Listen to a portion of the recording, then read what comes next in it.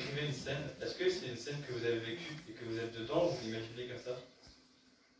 Il n'y a aucun passage vécu, heureusement pour moi, là-dedans, parce que après avoir commencé à lire, enfin, à lire les œuvres des programmes, en fait, quand j'étais au lycée, j'ai lu tout ce qu'il y avait au programme, et le souvenir que j'en ai, c'est qu'en fait, j'aimais absolument tout. Alors, c'est pas le cas de forcément tout le monde.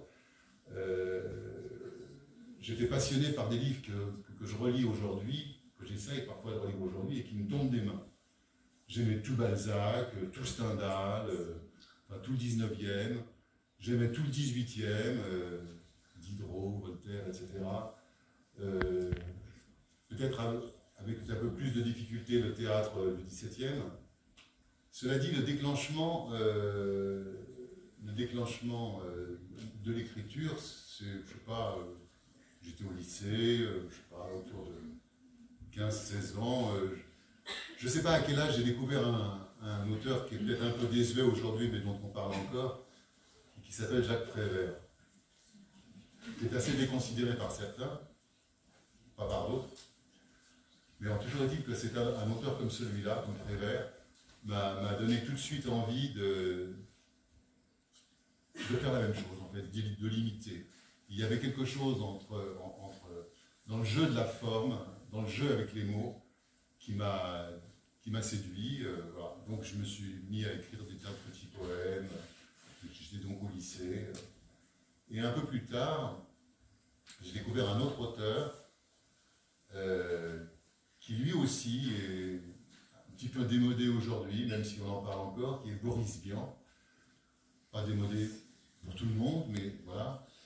Et c'est quelqu'un aussi qui m'a alors vraiment emporté par son sens du jeu avec le langage, par le fait qu'en fait, par le langage, il arrive à faire basculer la réalité. Je ne sais pas comment ça se fait. Enfin, moi, il se trouve que le jour où j'ai réussi à faire un texte long un peu cohérent, c'était pas quand j'ai voulu imiter le chien d'Anne Queneau, ça a été lorsque j'ai voulu écrire, après avoir découvert un autre auteur majeur pour moi, qui est Jean-Patrick Manchette, un auteur de romans noirs, avoir écrit un roman noir, en fait, que j'ai soumis à la publication, qui a été publiée au Fleuve Noir, pour être précis, à l'époque. Et c'était la première fois que j'arrivais à construire une histoire un peu longue, enfin, etc. Et là, je me suis dit que j'avais à peu près réussi à mener un récit, si vous voulez.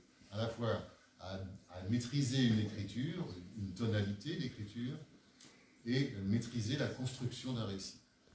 À tout le monde. Enfin, moi, quand j'ai lu ça, c'était le premier que j'ai lu qui m'a frappé, c'était Cherokee. C'est pas aujourd'hui, c'est le livre forcément que je préfère L'équipé malaise encore, qui est le livre qui est le suivant. Moi, ça m'a fait un choc extraordinaire. Je me suis dit, ah bon, on peut faire ça? Ça m'a excité, quoi. Je trouvais ça. Des livres sont censés nous apporter enfin, énormément de choses. Moi, personnellement, ça m'a beaucoup apporté.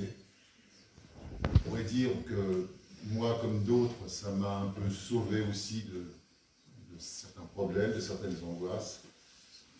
Et en tout cas, oui, le livre, la lecture, la littérature, c'est quelque chose comme un accompagnement constant pour moi, pour d'autres.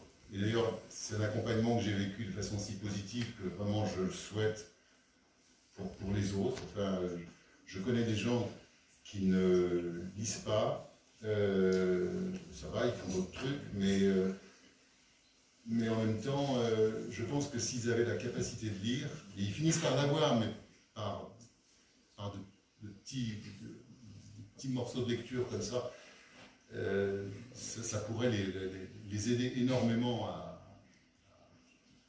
régler plein de problèmes. Voilà. Et même des problèmes de communication, puisqu'avec les livres, il me semble qu'il y a une communication qui s'établit et qui est souvent presque supérieure à certaines communications qu'on peut engager avec